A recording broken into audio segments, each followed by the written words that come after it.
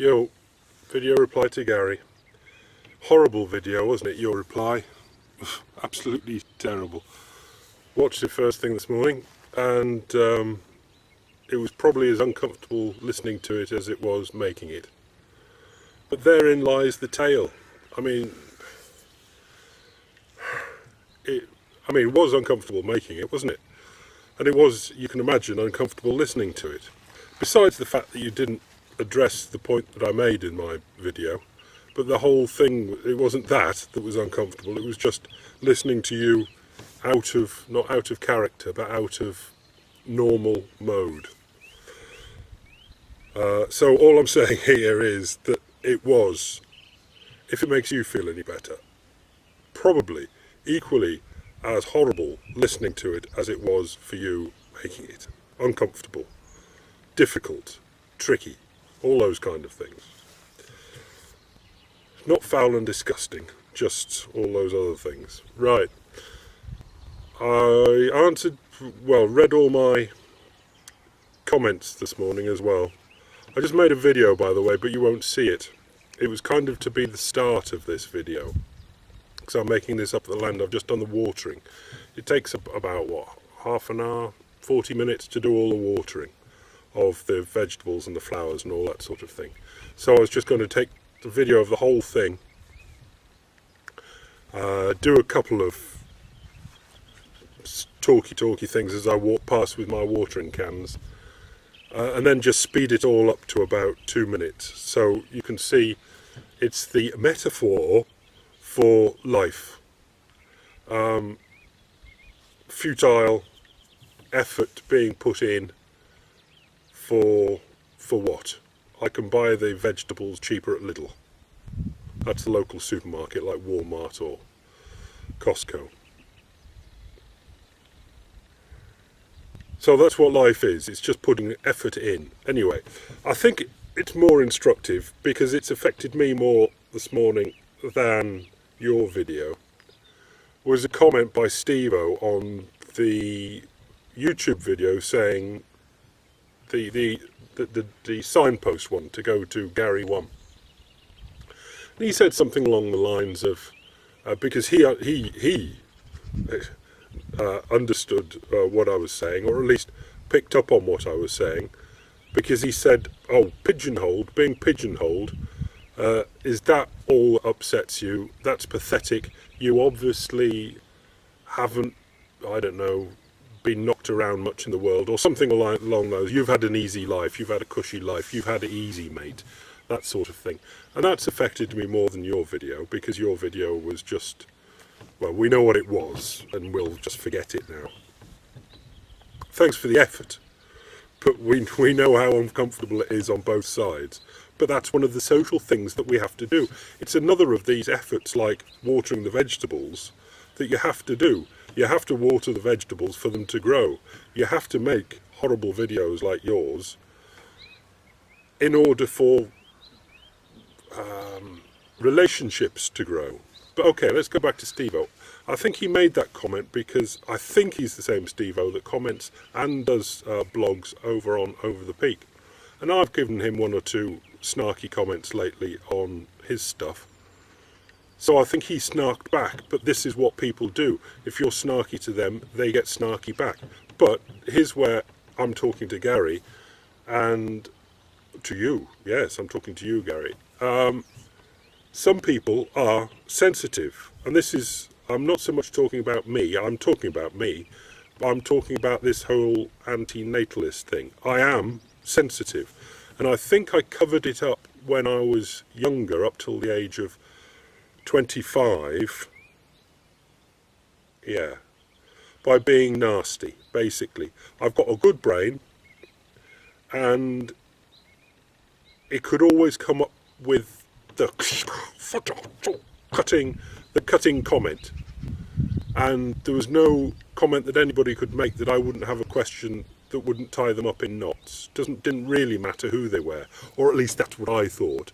But probably to them they just thought I was just horrible and just pathetic and please go away. But anyway, Mrs. Mystic tamed me 25 to 52, 27 years, 28 years I think we've been together. She's tamed me. I'm a lot nicer now because I just don't have to, I don't know, I just don't. I'm not that horrible person anymore. But I think the nastiness that I was up to the age of 25 was covering up probably for being, as Steve-O says, a sensitive child. I don't like, I hate being told what to do, and I really don't like something like Steve-O's comment. It was very cutting. You know, you obviously haven't lived life enough, pathetic that, whatever it was, you know. But, see if this will go together. The cutting things generally come from friends. If commenter Bibbly126 comments, "Oh, you're pathetic not being wanting to be pigeonholed," I just ignore it. But if it's Steve-O, I'm thinking it's the Steve-O that who is one of these new digital friends, it means a lot more. And obviously, if Mrs. Mystic just puts one word wrong, if you don't understand what I mean, it can really hurt me, because on the friendship scale, call it love if you want, but on the friendship scale, she's obviously at the top, because we're of a similar ilk, presumably, because we're both happy to live out in the country, in a foreign country, not have any friends except each other. I have my YouTube friends. She's got one or two people, you know, a handful of people she communicates with. But basically, I imagine it's because we're both sensitive, what Steve-O would call sensitive. I don't know if it's because we're both not the oldest child, we're the younger child. Doesn't matter what it is, but we're sensitive. I covered it up, as I say, with nastiness to start with. And now I cover it up by running away from it. I run out to the country so I don't have to deal with it. I had to deal with it when I was at work, and I dealt with it then, best I could, and got through that. But I'm glad that I don't have to go out into the world and deal with the pain of the world anymore. I go out on YouTube, and as you said in your video, it's the distance which makes it a lot safer. But with people like yourself, Gary, or Steve-O on Over the Peak, if then we start getting snarky, the friendship thing still is there on that gradient of friendship. Although there is the distance, it still seems to hurt when the snarkiness goes past a pain point.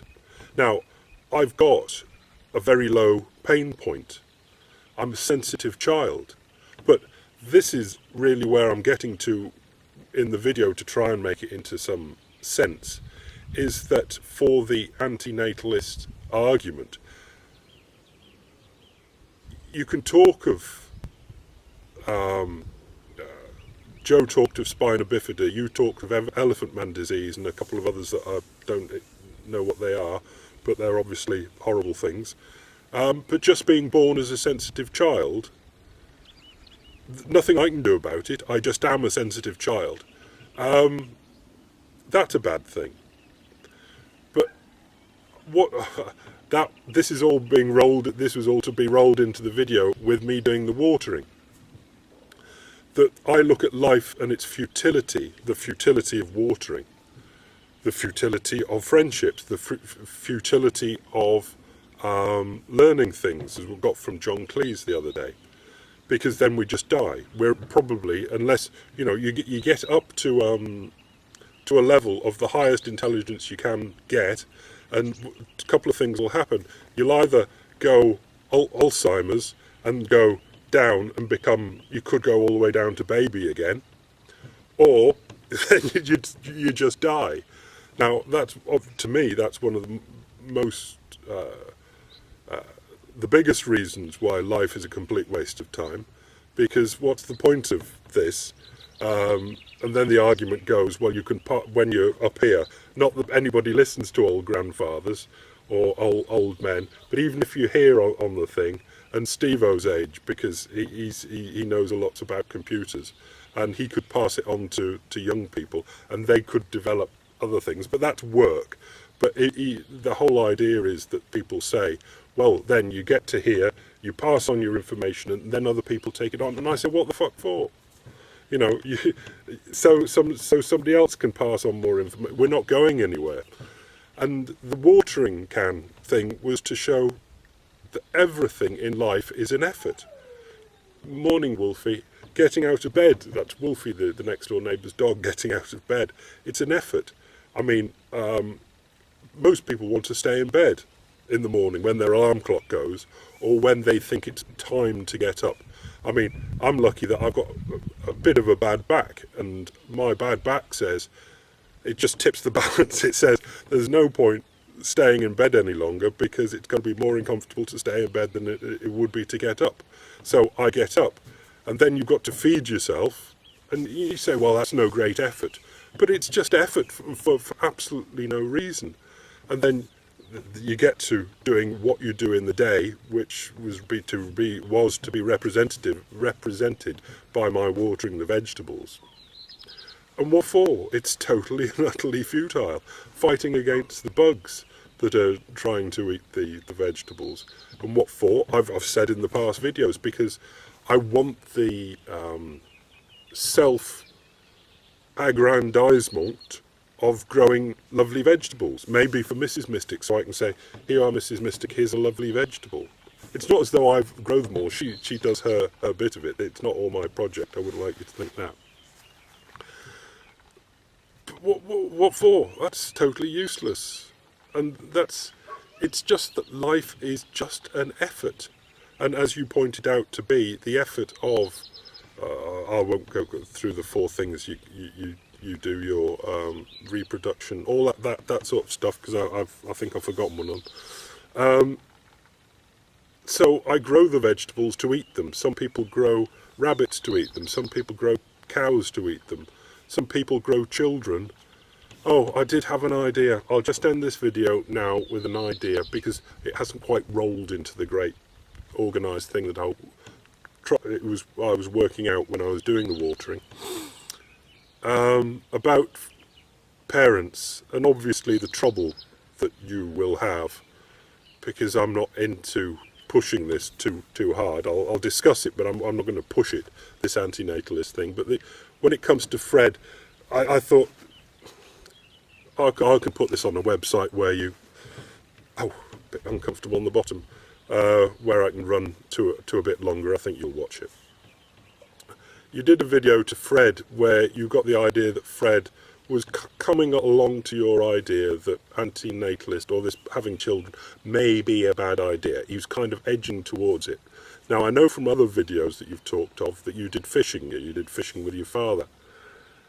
And I thought, because then you went into Fred and said, look, what I want from you is for you now to declare that at that time you were an ignorant fuck, or something along those lines. And I thought, the fishing analogy came to mind, and that is, you get a little tickle and you go grab.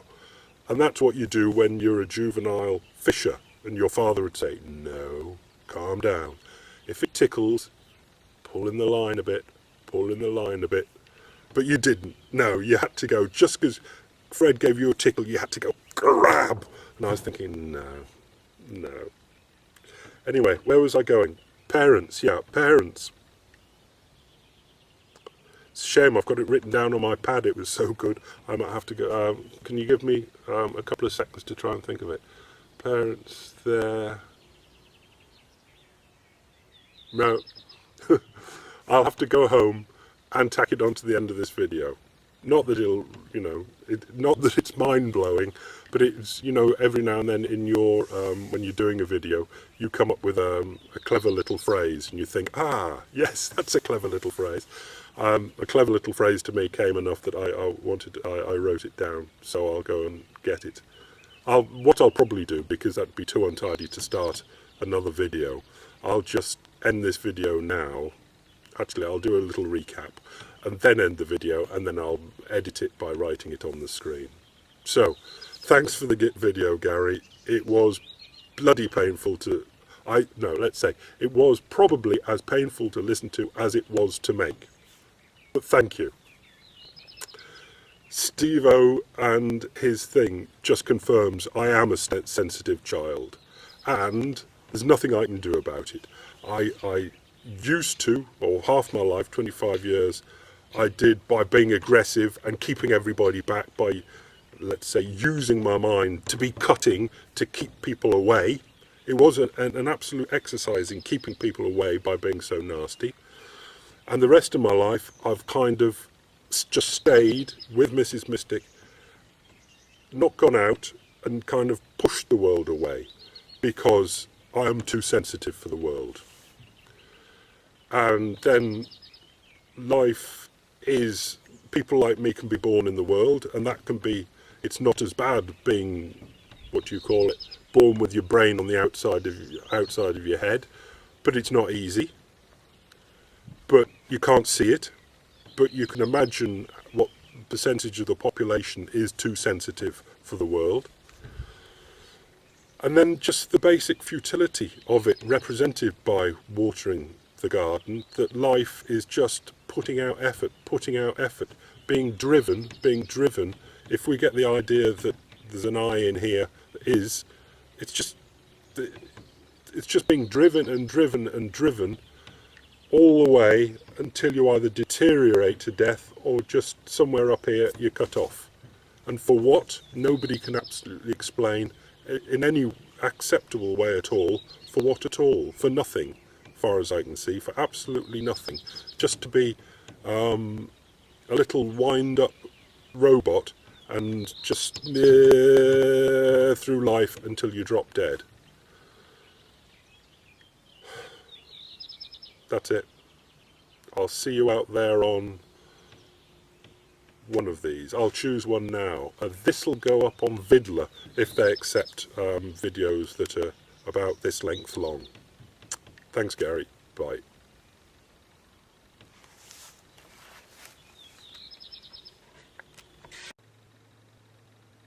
Meanwhile, back at the ranch, I've looked on my piece of paper where I made the note of my brilliance, and it says parents relieve themselves on their children. And as you can imagine, that's the end. It's like the punchline of a joke. It's the end of what could be a video, or a part of a video, where we accept that life to a certain extent is painful for people, and they're always searching for relief. So one of the things that they think will relieve them of the pain, one of the pains being boredom, quite frankly, they think children will relieve them of that boredom, which comes out in the end after a bit of blah blah to parents relieve themselves on their children. Maybe it wasn't worth waiting for, but that was it anyway. And I think that to a certain extent, or to a great extent, is quite a lot of what goes on. Boredom is one of the big killers of people, and they think the children will relieve their boredom, and so they relieve themselves on their children. That's it. Bye.